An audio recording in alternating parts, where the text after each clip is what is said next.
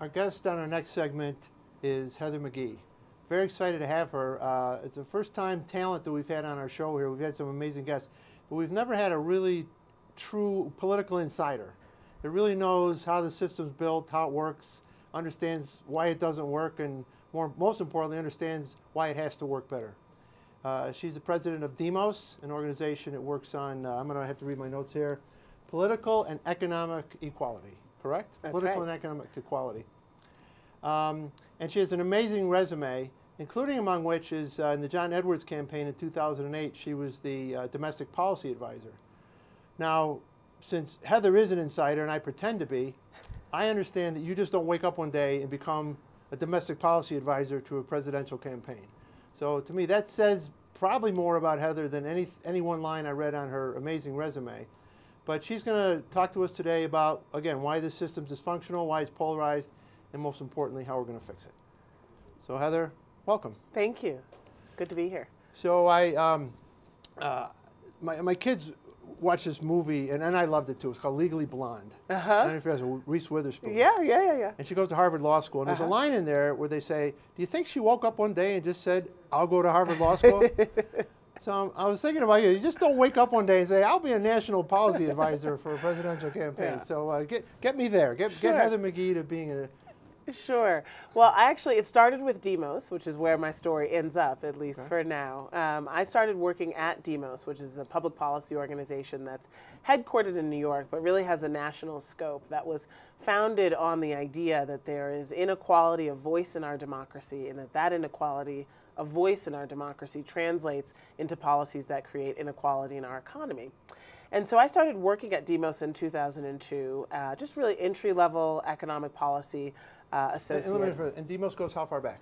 It was actually founded in 2000, so I was there near the beginning. For the beginning. Okay. Yes, exactly. And my job, sort of relatively fresh out of college, was to do economic policy research and writing and outreach on an issue that was really a sleeper back then, which is the issue of personal debt. Credit card debt, mortgages, payday loans. And we started doing a lot of research on that issue, talking about how it was really a sign of broader economic problems and a regulatory system that was really captured by the financial industry. And we carted that message around to lots of different stakeholders, including back in 2003, the primary for the 2004 Democratic primary. And John Edwards, who was then a candidate in a very crowded field, ended up becoming obviously Kerry's running mate, really took this issue of debt as a symbol of that two Americas that he was talking about then. So I got to know the campaign then, and I just actually thought to myself, Steve, that job of advising a candidate about how to talk about this country directly to the American people. You know, it's different when you're advising a senator or a congressperson and their audience is the lobbyists and the legislators and the whole apparatus. But you know, these presidential campaign moments are moments when people can really have a big national conversation directly with the American public about ideas, about the future of the country. And I thought, you know, that is my dream job. And then I went away to law school at Berkeley. Didn't wake up and say I want to go to law school. I'd wanted to go to law school for a long time. Went to Berkeley with a deep desire to devote my life to public interest still, and got a phone call, which was the Edwards campaign in the primary season of 2007-08. And they wanted to really focus their agenda on bold, transformational ideas that would address the deep crises in our democracy and in our economy. And I said, sign me up. That's my dream job. Now, at this point, had the recession started? No, so this was 2007. Okay. And so for me and for other economic policy experts, we knew that there had actually been sort of a quiet recession in terms of the real hollowing out of the middle class for the past 30 years. We knew that the whole decade of the 2000s was a stagnant decade for wages for working and middle class families, and that just the economic rules over the course of really since Reagan had been rewritten in a way that was making it harder for working families to make ends meet. So no, the financial markets hadn't crashed yet, but households had been crashing quietly for the past 30 years. Now, are you wearing a double hat at this time? Are you still associated with DEMOS? No, I was in law school. I was just a student, just a law student. And once I signed up for the Not just a law student. That's right. But once I got the job with the campaign, it was a competitive process, but I got the job with the campaign. And I actually started working there when I was out at Berkeley. So I would, with the time difference, I would wake up very early and be on the campaign calls and start talking about the campaign's plans for addressing climate change, for addressing money in politics, for addressing voting. Really, I think at that time, and there was actually recently an article in the Washington Post by Jim Tankersley, who said that in hindsight now, the 2008 Edwards campaign really set the agenda for what would become the Democratic Party agenda, and now even among Republicans, talking about the issue of inequality, talking about two Americas, obviously having very different prescriptions for what to do about it. But it was a really sort of gratifying article for those of us who were on the campaign. Obviously, the candidate had huge personal failings, but we knew that the argument that we were making about the direction of the country was ultimately a sound one. So then you go back to DEMOS? So yes, and then I graduated from law school in 2009. Of course, go back to 2009. You know, the president has been sworn in. There's a huge sort of opportunity for change and real progress in Washington. And so I moved to Washington, became the director of the Washington office of DEMOS, which is headquartered in New York. And heading up advocacy at the time? Yes, it was sort of advocacy and research, and doing it in the Washington context. So I became a Beltway insider for about 2.5 years. I worked on the biggest piece of legislation that I worked on, really sort of day to day from 7 a.m. to midnight, hand-to-hand combat, was the Wall Street Reform Bill, the Dodd-Frank Wall Street Reform and Consumer Protection Act, which was really a lesson in how Washington works and doesn't work, who really wields power. And I have to say that the odds against the really reforming Wall Street and really putting a new sort of cop on the beat to protect working families, bank accounts and savings, were really long. They were long odds. It was a real David and Goliath fight. If you want to talk about process, the financial industry spent more on lobbying and campaign contributions fighting that bill every day during the 16-month period of working on that bill. They spent more every day than the pro-reform coalition had in their entire budget for a year. So it was a real David and Goliath fight, and the only thing that we had sort of at our backs as a pro-reform coalition of grassroots organizations, small investor organizations, small business, some farm groups, labor groups, community, consumer groups, all under the umbrella Americans for Financial Reform, and DEMOS, my organization, was part of it. The only thing we really had at our backs was the fact that this idea of letting a regulated set of industries basically write their own rules for how to regulate themselves had led to, we'd experimented with it for about a decade, and it had led to the biggest financial collapse in modern history. And so even though the lobbyists were still lining up out the door, we had the facts on our side that they should have lost more credibility because obviously we'd lost $14 trillion in household wealth. So we were able to actually keep the bill to stronger and stronger every time. So at the end of the day, if your goal was a 10, what do you think you got? I think on the consumer issues, the sort of pocketbook issues, what is now the new Consumer Financial Protection Bureau, which is the first new agency whose sole job is not to make sure that the banks are profitable and don't lose all their money, but in fact make sure that the American people don't lose all their money and that the banks don't take it. That was a huge, huge victory. I'd say on that, we got a 10. We really did. Is that what Elizabeth Warren? Yes, I was about to say, this is Elizabeth Warren's brainchild, and we at DEMOS had started working on this idea and endorsing it as part of that work I was talking about at the beginning, the credit card debt work, predatory lending, and all of that. So on the consumer pieces, the fact that you can go and complain to an agency now about a bum credit card, penalty rate or some squabble that you have with your mortgage broker, it's huge. On the other parts of the bill, the parts of the bill which were really saying, are we going to fundamentally reshape the way Wall Street interacts with the real economy and sort of shrink the banks down to size and make the real economy drive and have Wall Street be the servant to the real economy and not the other way around. I don't think we're there yet.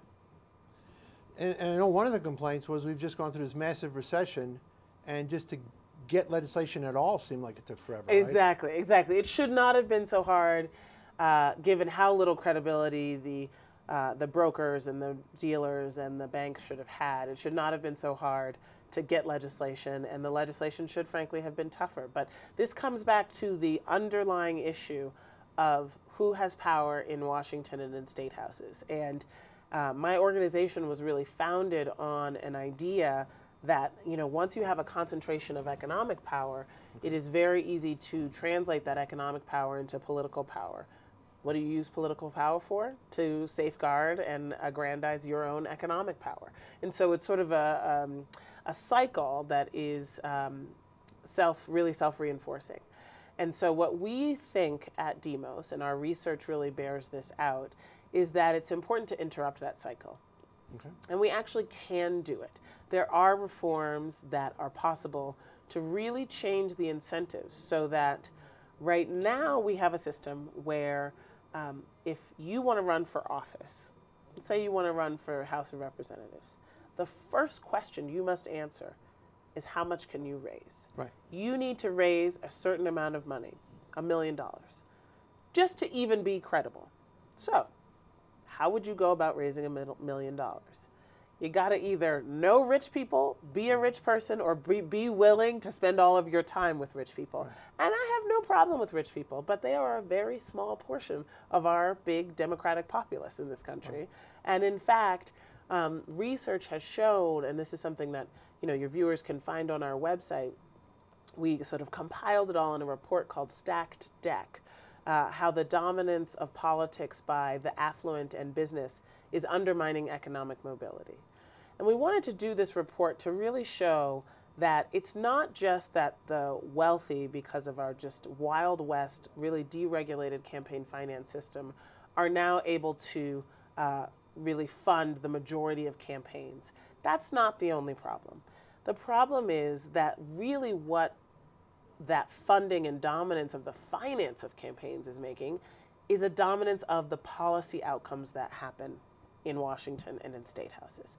And the fact is that people who have a lot of money have different opinions about economic policy issues.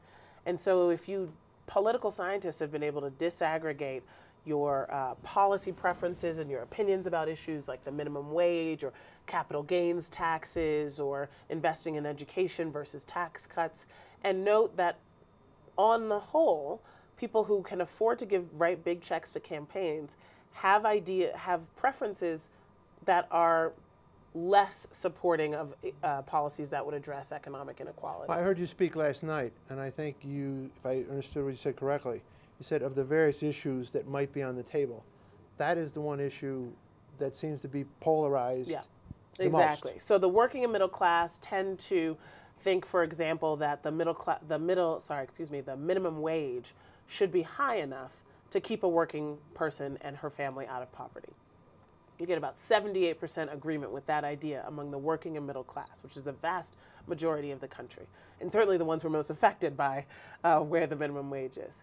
But if you look at the donor class, folks who make over $1 million a year, that support for that just basic idea, if you work, your family shouldn't be in poverty, it's about half as popular with the donor class, 40% versus 78%. There's a little wide disparity there. So it's a pretty wide disparity.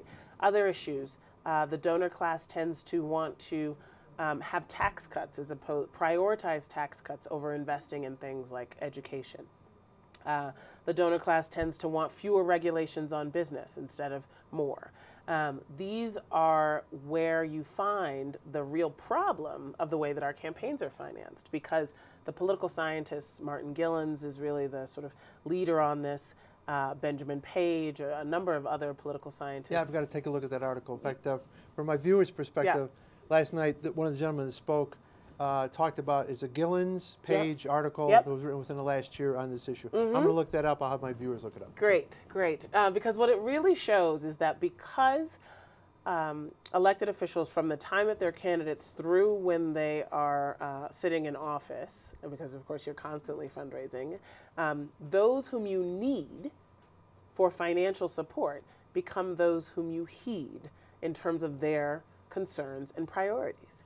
And that is why the wealthy have about 15 times more influence in Washington and in state houses than the working and middle class. And if the working and middle class has a policy preference, let's say they want something like debt-free college, which is an issue that we work on at DEMOS, that is very popular. The idea that just like the sort of post-war generation, young people today should be able to go through public college, work a little bit in the summer part-time, and not have to come out with massive amounts of debt.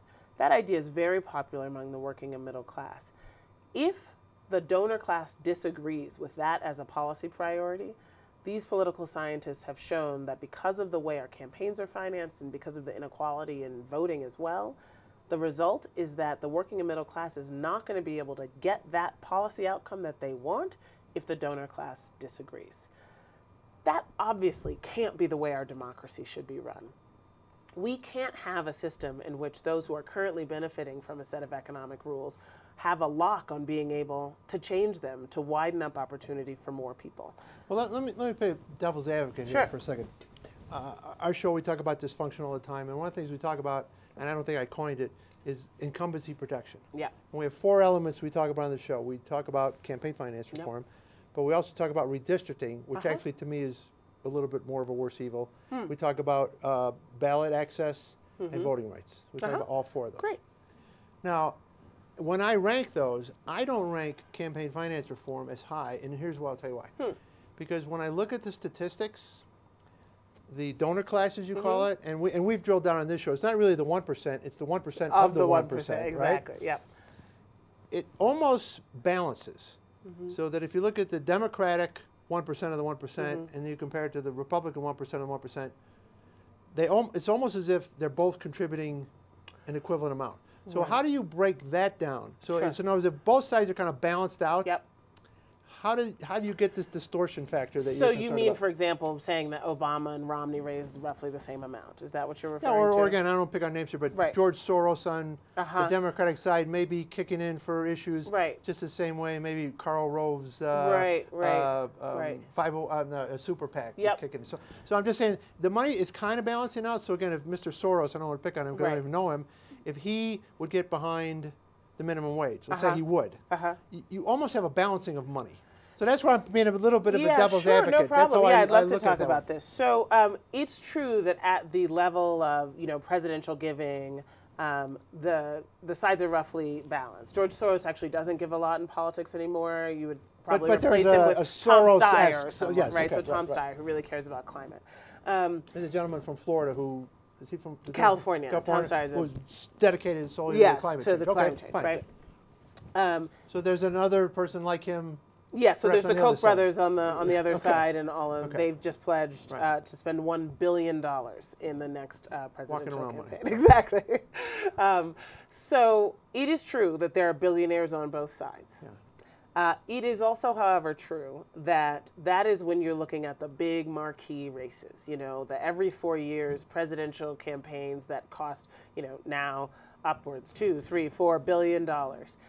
What is actually more damaging is not those big races and the big money and the 1 or 2 billionaires, but rather the down ballot races, state and local issues, where it's not one marquee person who's writing, a massive check. It's not the Koch brothers or Tom Steyer.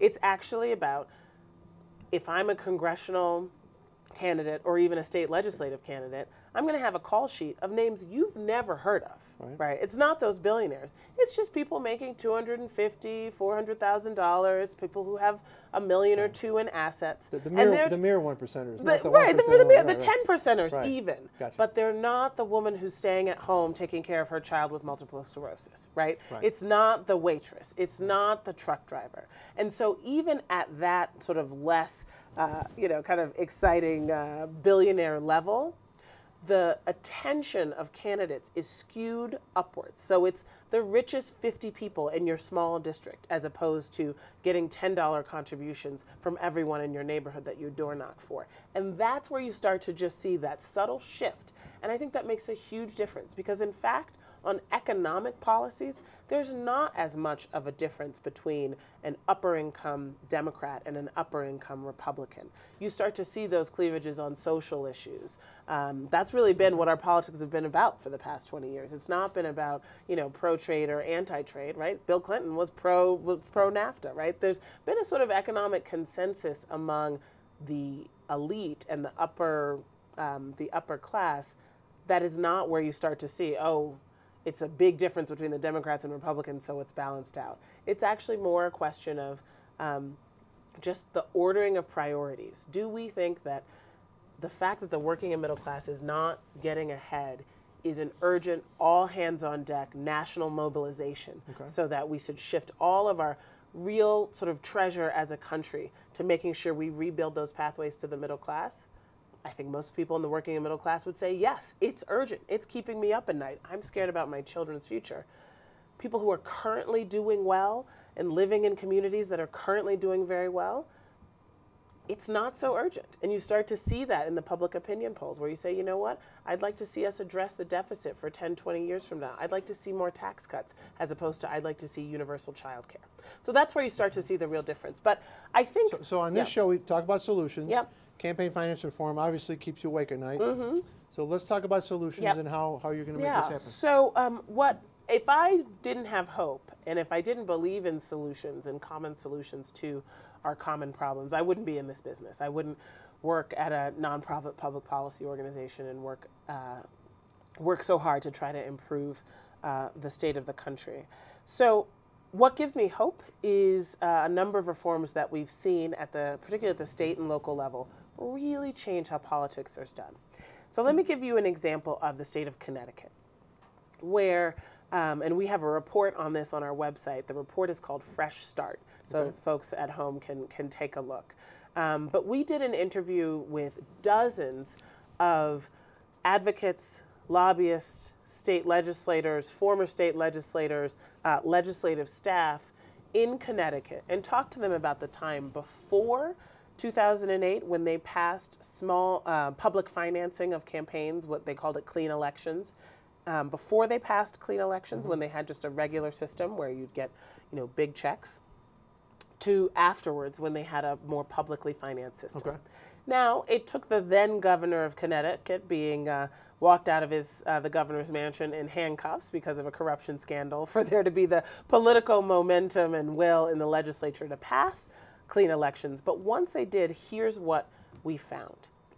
State legislators said there was more ability to be bipartisan because you weren't waking up every morning and going to a lobbyist breakfast from your side of the aisle telling you what you should be doing on your agenda. You were more able to sit down across the aisle and tackle big problems. You let the issues guide what your agenda was. And why is that? Because once each candidate got a certain amount of interest and support from his or her constituents, they were able to get a public grant of funding to allow them to run a competitive race. The state would pay for this? Yes, so it's taxpayer dollars. And I'll come back to how it was financed in a minute. So it just means that instead of fundraising 1/3, 1/2, even 3/4 of your time as an elected official, you just spent that time learning about the issues, talking to your fellow legislators, talking to your constituents. It just changes the entire set of incentives. And by the way, I was playing devil's advocate with you on the bigger concept, the notion of having legislators actually have time to do their job. I'm a million% for that one. So, and now the question is, okay, fine. But can states really afford to give public money to politicians, right? That's the opposition. I don't want public money going to politicians. I don't want my taxpayer dollars paying for your leaflets and your pizza for your campaign volunteers.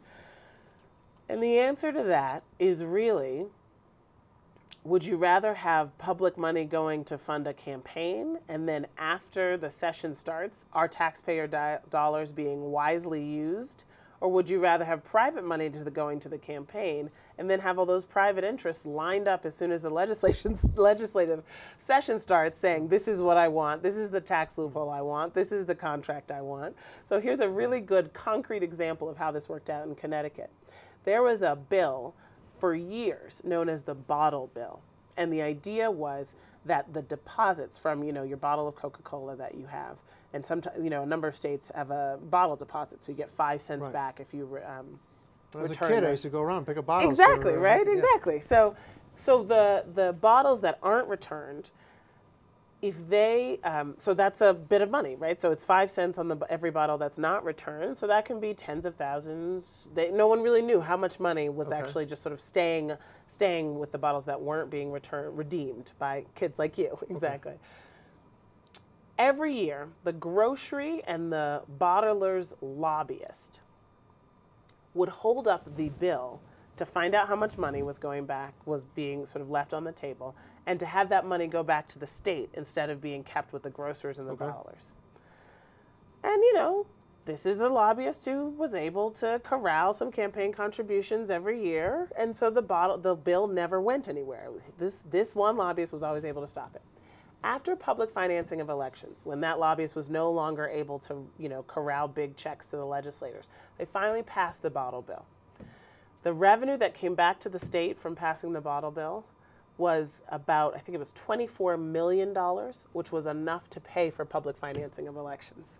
So if you just look at one of those loopholes that a special interest industry was able to keep under the old dirty money system of campaign finance, closing that loophole was able to fund public financing for the following year. So do you replicate that model in the 50 states? I believe so. What's the plan? I believe so. You have to get a corrupt governor and bottles. And, well, fortunately, we've got plenty of corruption, and we've got plenty I'm from Illinois, don't tell me. Right? And we've got plenty of sort of citizen passion on this issue. Yeah. There is no reason why we can't be running campaigns for this in all 50 states. And in fact, we're seeing a big uptick in local, municipal, and state campaigns for clean elections. And we're also seeing, for the first time ever, real support at the congressional level. There's a bill called the Government by the People Act, which was introduced by John Sarbanes in the House. There's the Fair Elections Now Act in the Senate. And these campaign finance laws to publicly finance congressional campaigns. And that's really the big game changer. Okay. I think we'd see action on climate change if campaigns were publicly financed. I think we'd see more infrastructure. I just think we'd see a more rational and productive Congress if it wasn't so, there weren't so many sort of barnacles of special interest around the Congress. We're seeing a lot more momentum for the Government by the People Act than ever before, because Citizens United really woke up the American people. Oh, yes. It really did. I'm sure you know, which is why this is a theme of your show. On the show about that. Exactly. So woke me up. Yeah, exactly. So people are, we did a report looking at public opinion on this from the right to the left, and we ended up calling it Citizens Actually United, because across the ideological spectrum in this country, people understand that the way that campaigns are currently financed takes the power away from the many and gives it to the money, and that we are not as strong a country as we can be because of the way that campaigns are financed. And so I think you're going to see over the next 5 years really mounting momentum on this issue, where the people are going to really force politicians to say, what side are you on? Are you on the side of the people, or are you on the side of, corrupt special interests? Well, they don't have to be corrupt per se. They just have to be yes, that's right. influential. That's exactly right. And that's actually a distinction that we make. It's not the quid pro quo corruption. Okay, I'm going to give you this check, and I want to see the exact same amount back, or 5 times the amount back. It's just the subtle influence that happens when legislators have to spend all their time with a very narrow band of who we are as a country, and it leaves the rest of us out. Now, one of the impediments. I don't want to say impediment, one of the problems have been is our Supreme Court doesn't seem to want to help you out when they were given the chance. That's right. So when you pass some of these laws, do you then anticipate the constitutional challenges? And, yep. And if so, what do we do? Well, I mean, not knowing we do, but I mean, do you have a plan for not having all your eggs in one basket, so to speak? Is there... Yeah, so we have there are a few strategies that we're pursuing at the same time. DEMOS as an organization, as well as a few other, pro-democracy organizations. One is to get these bills passed the state and local level and build momentum at the federal level for the time when it'll be sort of ripe politically to strike. Right now, the kind of public financing that I'm talking about that they have in Connecticut, that they have also in New York City, they have weaker programs in Maine and Arizona, those would pass constitutional muster even today with Justice Roberts' sort of misguided view of the Constitution. Even under Citizens United, those would pass because they're not so much limits on campaign spending and outside spending, but rather subsidies and supports for contributions by people. That said, we think ultimately Citizens United must be overturned, and not just Citizens United, which of course said that corporations are people for the purposes of campaign spending, and that corporations could spend freely from their treasuries to influence elections. That must be overturned, but also we have to go all the way back to 1976 to the decision in Buckley v. Vallejo, which actually was the first time that you saw the proposition that money equals speech. So it's not just that corporations are people that we need to undo, but money equals speech, so that you can without having to prove the corruption element. Exactly, yes. And saying that. So right now the court has narrowed the only justification that we the people can have for having common sense rules on campaign finance is to prevent that quid pro quo corruption that we were talking about, that, literally the suitcase full of cash in the backroom deal. The problem I'm a is, lobbyist, so exactly. I don't want to put you out of business, but I want to make you have to win and influence based on your ideas. And I think you do too. So I have a lot of viewers that love this issue. And as you know, on polling, as I said, I won't be devil's advocate. It is the #1 issue at that level. How do my viewers find DEMOS? Yeah. How do we? Sure. And how does someone want to get active with you and learn more about these issues? Absolutely. So you can visit our website at www.demos.org. It's DEMOS.org. Just to say, DEMOS is a name that is the Greek word for the people of a nation, and it's the root word of democracy. So it's kind of a funny name for an organization to have it be in ancient Greek, but we like what it stands for. And this one report in particular that you said? Yeah, so if you want to learn about the impact of public financing in Connecticut, that report is called Fresh Start. Fresh Start. The other report that really looks at the problem of the dominance of politics by the affluent in business and looks at how the donor class sees the economy differently than everyone else. That report is called Stacked Deck. And you're starting to see that language in our politics a lot more. So you can go to our website, you can follow us on Facebook and Twitter, you can sign up for our email list. We send a really nice, modest email just once a week. We won't flood your inbox, but we really do give people an opportunity to learn more about these issues, to get engaged, to have their voices heard. Well, you've been a terrific guest. Time always flies on this show, and I'm always having fun. Yeah, me too. Now that you've discovered Aspen, maybe we can get you out here for a rematch. I would love to. I would love to. I just got to get used to this altitude, but then I'll be good. Anytime you're in town, you have an invitation to come visit us. Thanks, Steve. Thanks so much. All right, take care. All the best.